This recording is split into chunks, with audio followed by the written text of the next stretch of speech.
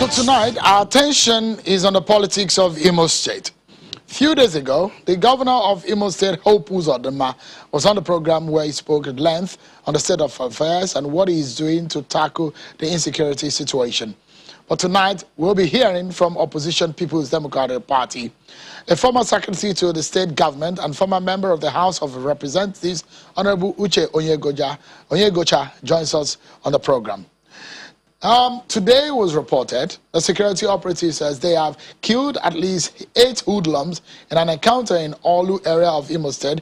A police source told Channels Television that the incident occurred while the hoodlums were on their way to attack Olu police station yesterday evening. They were, however, ambushed and neutralized in a joint operation by the military and the police. It was gathered that several vehicles suspected to have been stolen and used by the hoodlums in the operation were also recovered. Let's speak with Honorable Onyegocha, who is going to be speaking for his political party. He has shown interest in this matter of Imo State. Thank you so much for coming tonight, and it's good to see you again. Thank you very much. Let me begin by asking you. We had the governor, Hope Uzodinma, on the program a few days ago, and one of the reasons for the spate of attacks, according to him, he says there are political links to some of these issues. And he said that as soon as investigations are concluded, names will be published of those that are sponsoring these attacks on Imo State. Governor of Ebonyi State yesterday told us, Dave Umahi, he said on his own part, the situation in the southeast could be blamed on failure of past leaders. In your own view and the view of your political party, what is at the bottom or what's the cause of what we are seeing in Imo State and in Southeast? Because Imo State is not insulated in this. Thank you very much, Shehu. But let me start by saying without equivocation that the PDP opposition in Imo State, led by Governor Meki Hediohan, has no hand whatsoever in the violence ravaging Imo State. We cannot afford to be, because these are people who voted for us, and there is no way we can allow violence to be visited on them. But back to the issues. But is there any thinking that it might be involved? Well, the way they have been mentioning opposition, one is one to think that it's a blanket mention of opposition. The other time we had Senator Hope Uzodinma say that it was the Rochas group. The Inspector General of Police came and he said it was IPOB. But now they are saying blanket opposition, which means it could include anybody by their own estimation. So I have a responsibility, and I think we have a responsibility to exonerate ourselves by denying clearly that we have no hand in it whatsoever. On 2 different occasions, I've interviewed Governor Hope Uzodinma within the 2 months gap of this issue. The first time, I tried to ask him specifically, but he didn't mention names. 2 days ago, when I interviewed him also, he didn't mention names. So I'm wondering why you're thinking that the accusing finger may be to your side. Because in the local newspapers in Imo State, they have even mentioned names and published pictures. They have mentioned my name, they have mentioned that of Governor Meki Hediohan and his deputy, and published our pictures in a newspaper called the White Paper. So we have a responsibility to at least respond to it. That's why I'm denying it without equivocation. That we have nothing to do with it. Do you know any of those that have been arrested? There's a few people have been arrested. Not at all. There is a 42-year-old businessman that was said to have been arrested in Owerri, who owns a hotel. Do you know any of this person? Not at all. Okay. Not at all. So you just wanted to clear the air? Yeah, I needed to clear the air. Now, back to... Sorry, apologies. But in your view, because this is the question I ask, so is there any political undertone to what you are saying? You've been in government. As a secretary to the government of the state, you understand a lot of things. From your own view, you think politics is an undertone in what we are seeing in terms of the insecurity in Imo State or in the Southeast presently? Not at all. Because I would tell you without equivocation that when I was SSG, we had serious problem with the issues of herdsmen in Ebema. In fact, all the security heads were invited to my office, and we deliberated over this matter for 2 days running. Finally, I had to stay awake in my office till 2:30 a.m. on the night that Ebema was to have been up in flames with Fulani herdsmen being attacked or the Ebema community being attacked. but we're able to handle it and negotiate it until it was finally resolved. That remains a testimony. Ibema people can testify to it. At all times, there will be crisis. Even we inherited crisis from the administration that passed over to us. People were being beaten up on the streets of Douglas. Hoodlums were attacking people. But as soon as we got in, we started moving into this and negotiating. The truth remains that there will always be intelligence to guide government to handle situations like this. A former state director of SSS, Ejiofor, has appeared here and said intelligence was available to the Imo State government to the extent that the attack on the correctional center was going to happen and the attack on the police headquarters were going to happen. But nothing happened. We have not even had the state government deny it. The truth remains that the police is not properly equipped, let's face it. Because if you come to Imo State, there are no armored personnel carriers that they require to handle situations like this. Even from the time you were in Yes, office? even when we were in government. What were the problems at that time? Well, the problems is clear case of lack of funding on the police. Are they going to perform magic? I want to even tell you an incident that happened some years before we got into power. There was a bank called Standard Trust Bank, which later became UBA. And it was located somewhere on Wedra Road. That bank was attacked on a particular day around 12 midnight. And the robbers had a field day for 5 hours, looting and robbing the bank.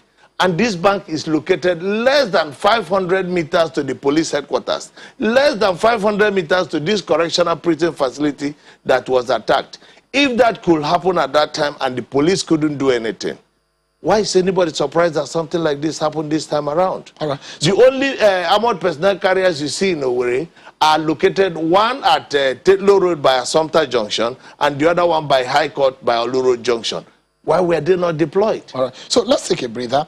And when we come back, more into some of the issues in Imo State, of course, the position of your political party in the situation. Also is the solution, because lives are involved. Businesses of your own people are involved, and that's what we'll be looking at. Stay with us, everyone. We'll be right back.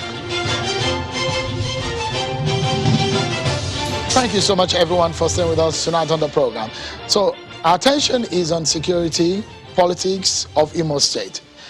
Barrister Uche Enyegoche, well, people still being called barristers these days. I mean, that's not supposed to be a title. Uche Enyegoche will do. He's a lawyer, a former member of the House of Representatives and former secretary to the government of Imo State. Thank you so much for coming. Thank you very much. He's been speaking on behalf of his political party, PDP. So you were saying that things were worse when you were in office, and you were talking about the condition of operation of the police. But from what you have seen and what you have noticed in the spate of the attacks and the attack on military formations, checkpoints, police headquarters, correctional facility, what in your mind could have caused all of these attacks? I believe that there is so much poverty in the land. I believe there is so much unemployment in the land. I believe that the people are groaning under serious hardship. And this is causing a lot of young men to actually misbehave. That's a fact. We must take practical steps to alleviate the suffering and the poverty of the people. This is the only country in the whole universe which, after the COVID lockdown, increased the electricity tariff, increased the price of petroleum products. Nothing has come down since after the COVID lockdown. Considering that the economy was in tatters as a result of the COVID lockdown, there ought to be palliatives helping to alleviate the pain and suffering of the people. More and more people have lost jobs. So the truth is that people are in desperate situation. But I want to say that in every state, like in Imo and the rest of the Southeast, buying trucks and donating to security is not just the solution. It's just a little fraction of it. The most important thing is intelligence. The government must be able to relate with the people it is governing. Let us face it. The Imo State governor is from Uru East local government, and his neighboring local government is Olu and Osu. Why shouldn't he have intelligence of all what is happening in that area? to be able to know when any of these matters is going to come up. Because the truth is that once you are a governor, everybody will try to have access to you. But how much are you willing to make yourself accessible to the people? The good, the bad, and the ugly will try to relate with you. And you should be able to get every information you need long before it creates any problem in your state. How much of intel? I mean, you as much as close to the governor. I mean, the SSG is the scribe of the government. So it means that you have access to intelligence and information, not as much as the governor, but as much also. So how much of intelligence comes every day? If you look and dissect how we need to go forward from here, but we also need to know where we are coming from. As an SSG, how much of information or intelligence usually come up every day? So much of it. The Department of State Security Service will avail you with a lot of information. The Commissioner of Police will avail you with a lot of information. They will even tell you how prepared they were at any given time. I have once been informed by the police leadership, sorry, Uche, we don't even have tear gas canisters to manage the situation at hand. I have been told that.